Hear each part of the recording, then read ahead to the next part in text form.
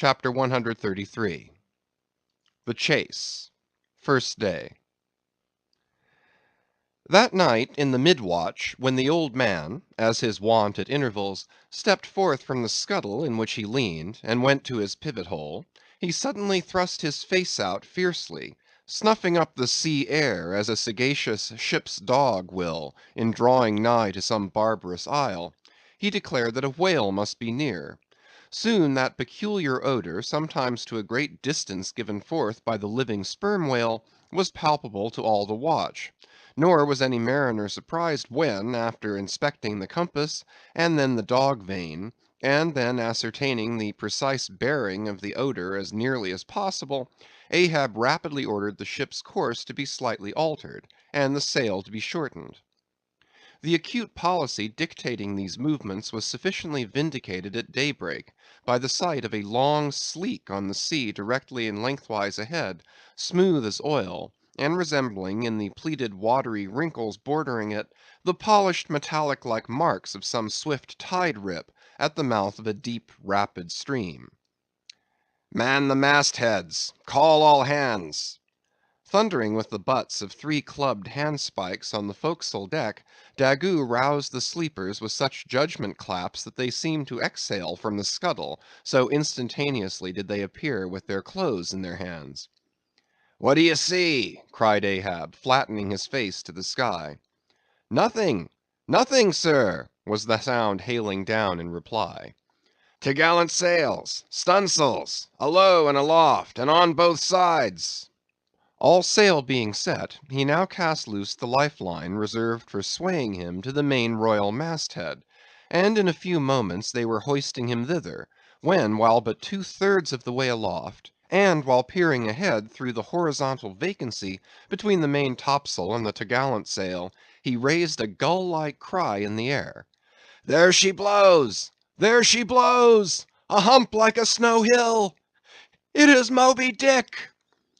Fired by the cry, which seemed simultaneously taken up by the 3 lookouts, the men on deck rushed to the rigging to behold the famous whale they had so long been pursuing. Ahab had now gained his final perch, some feet above the other lookouts, Tashtego standing just beneath him on the cap of the t'gallant mast, so that the Indian's head was almost on a level with Ahab's heel. From this height the whale was now seen some mile or so ahead, at every roll of the sea revealing his high sparkling hump, and regularly jetting his silent spout into the air. To the credulous mariners it seemed the same silent spout they had so long ago beheld in the moonlit Atlantic and Indian Oceans. "And did none of ye see it before?" cried Ahab, hailing the perched men all around him. "I saw him almost that same instant, sir, that Captain Ahab did, and I cried out," said Tashtego. "Not the same instant, not the same. No, the doubloon is mine. Fate reserved the doubloon for me. I only. None of ye could have raised the white whale first. There she blows! There she blows! There she blows! There again! There again!" he cried out, in long-drawn, lingering, methodic tones, attuned to the gradual prolongings of the whale's visible jets. "He's going to sound! In stunsails! Down t'gallant sails! Stand by the 3 boats! Mr. Starbuck, remember, stay on board and keep the ship. Helm there! Luff, luff a point! So, steady, man, steady! There go flukes! No, no, only black water! Already the boats there! Stand by! Stand by! Lower me, Mr. Starbuck! Lower, lower! Quick, quicker!" And he slid through the air to the deck. "He's heading straight to leeward, sir," cried Stubb. "Right away from us. Cannot have seen the ship yet." "Be dumb, man! Stand by the braces! Hard down the helm! Brace up! Shiver her, shiver her! So, well that! Boats, boats!" Soon all the boats but Starbuck's were dropped, all the boat sails set, all the paddles plying, with rippling swiftness shooting to leeward, and Ahab heading the onset. A pale death glimmer lit up Fedallah's sunken eyes, a hideous motion gnawed his mouth. Like noiseless nautilus shells, their light prows sped through the sea, but only slowly they neared the foe. As they neared him, the ocean grew still more smooth, seemed drawing a carpet over its waves, seemed a noon meadow, so serenely it spread. At length the breathless hunter came so nigh his seemingly unsuspecting prey, that his entire dazzling hump was distinctly visible, sliding along the sea as if an isolated thing, and continually set in a revolving ring of finest, fleecy, greenish foam. He saw the vast involved wrinkles of the slightly projecting head beyond. Before it, far out on the soft, Turkish rugged waters, went the glistening white shadow from his broad, milky forehead, a musical rippling playfully accompanying the shade; and behind, the blue waters interchangeably flowed over into the moving valley of his steady wake, and on either hand bright bubbles arose and danced by his side. But these were broken again by the light toes of hundreds of gay fowl, softly feathering the sea, alternate with their fitful flight; and like to some flag staff rising from the painted hull of an argosy, the tall but shattered pole of a recent lance projected from the white whale's back, and at intervals one of the cloud of soft‐toed fowls hovering, and to and fro skimming like a canopy over the fish, silently perched and rocked on this pole, the long tail feathers streaming like pennons. A gentle joyousness, a mighty mildness of repose and swiftness invested the gliding whale.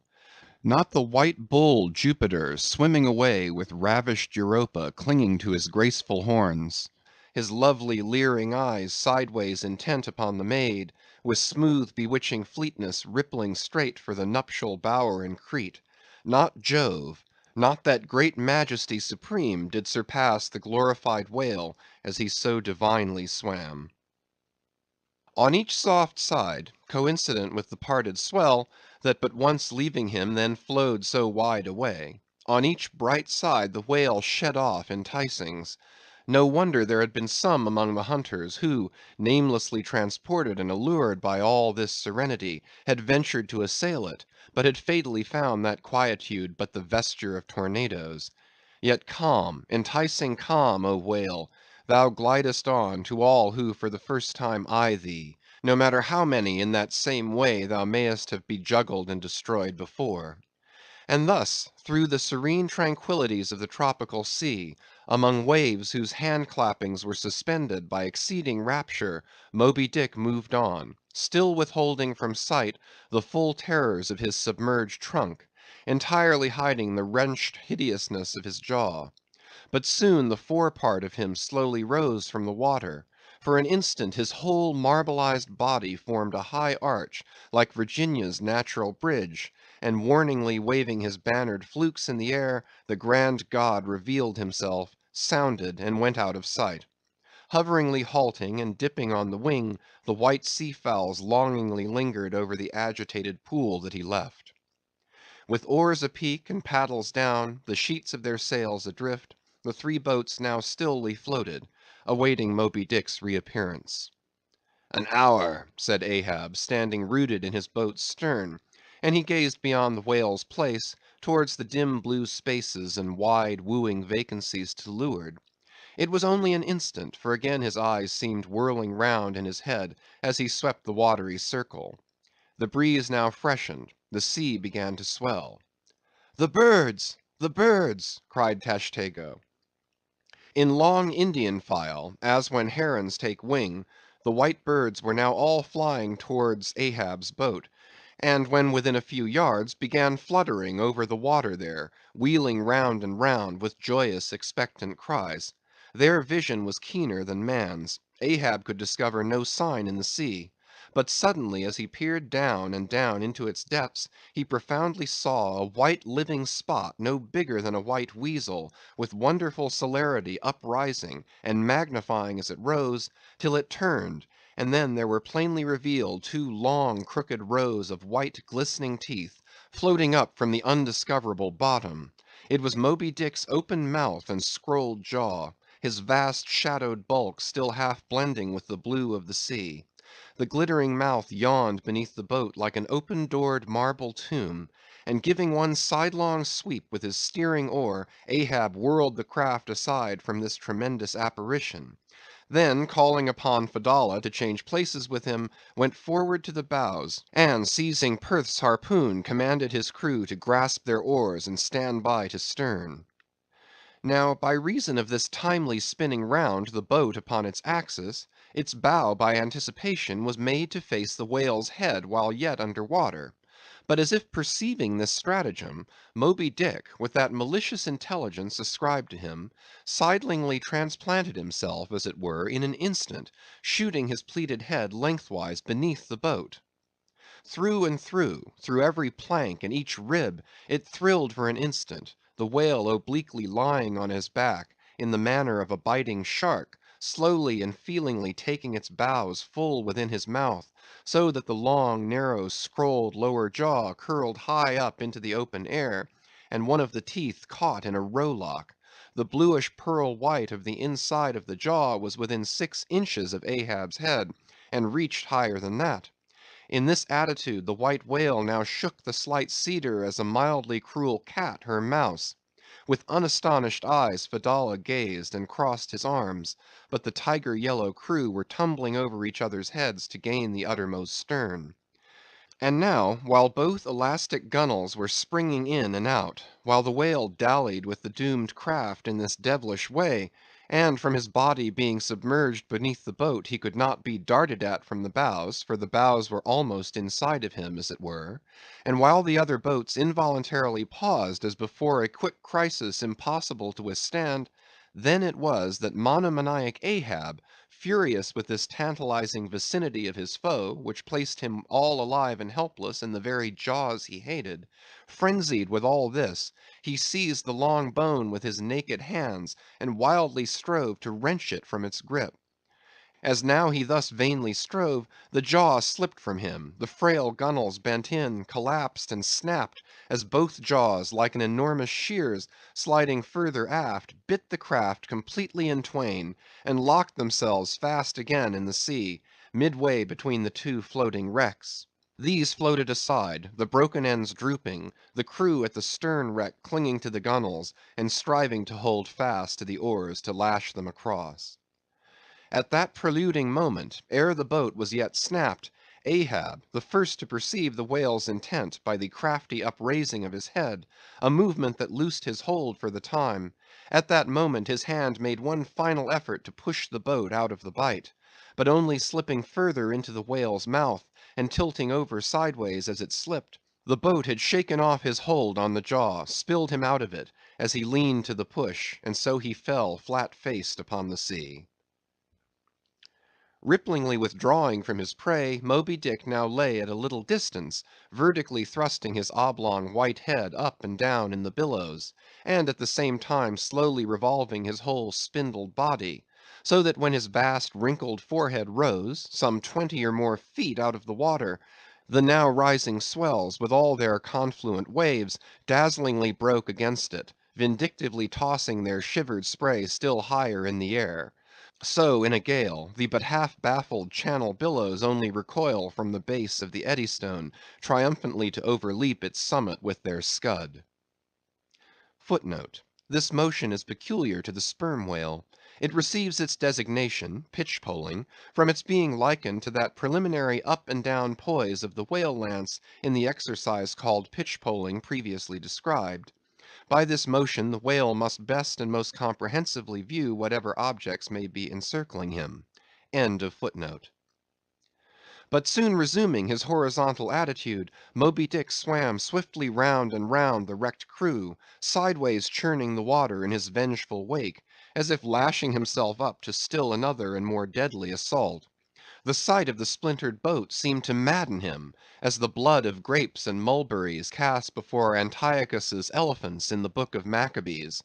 Meanwhile Ahab, half smothered in the foam of the whale's insolent tail, and too much of a cripple to swim, though he could still keep afloat even in the heart of such a whirlpool as that, helpless Ahab's head was seen, like a tossed bubble which the least chance shock might burst. From the boat's fragmentary stern, Fedallah incuriously and mildly eyed him; the clinging crew at the other drifting end could not succor him; more than enough was it for them to look to themselves. For so revolvingly appalling was the white whale's aspect, and so planetarily swift the ever-contracting circles he made, that he seemed horizontally swooping upon them. And though the other boats, unharmed, still hovered hard by, still they dared not pull into the eddy to strike, lest that should be the signal for the instant destruction of the jeopardized castaways, Ahab and all; nor, in that case, could they themselves hope to escape. With straining eyes, then, they remained on the outer edge of the direful zone, whose center had now become the old man's head. Meantime, from the beginning, all this had been descried from the ship's mastheads, and squaring her yards, she had borne down upon the scene, and was now so nigh that Ahab in the water hailed her. "Sail on the—" But that moment a breaking sea dashed on him from Moby Dick, and whelmed him for the time. But struggling out of it again, and chancing to rise on the towering crest, he shouted, "Sail on the whale! Drive him off!" The Pequod's prows were pointed, and breaking up the charmed circle, she effectually parted the white whale from his victim. As he sullenly swam off, the boats flew to the rescue. Dragged into Stubb's boat with bloodshot blinded eyes, the white brine caking in his wrinkles, the long tension of Ahab's bodily strength did crack, and helplessly he yielded to his body's doom, for a time lying all crushed in the bottom of Stubb's boat, like one trodden under foot of herds of elephants. Far inland nameless wails came from him, as desolate sounds from out ravines. But this intensity of his physical prostration did but so much the more abbreviate it.